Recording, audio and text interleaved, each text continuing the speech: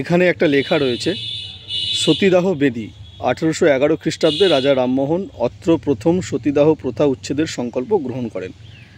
এইটা আসলে এই যে বেদীটা রয়েছে এবং আপনারা দেখতে পাচ্ছেন রামমোহনের মূর্তি, এই বিষয়টা নিয়েই আমি সংক্ষেপে দু একটা কথা বলার জন্য দেবাশিসদার কাছে যাচ্ছি। দেবাশিসদা, এটা সম্পর্কে যদি আপনি একটু কথা বলেন।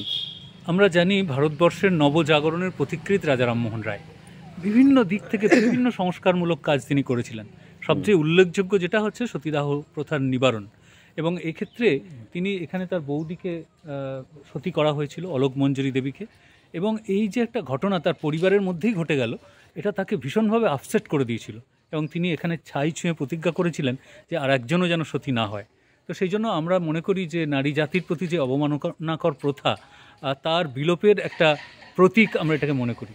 সেই হিসেবে এই সতীর বেদীকেও আমরা আধুনিকতার একটা প্রথম পদক্ষেপ বলে মনে করি। এখানটা আমরা শ্রদ্ধা জানাই। সতীর বেদী এটা এখান পর্যন্ত রইল।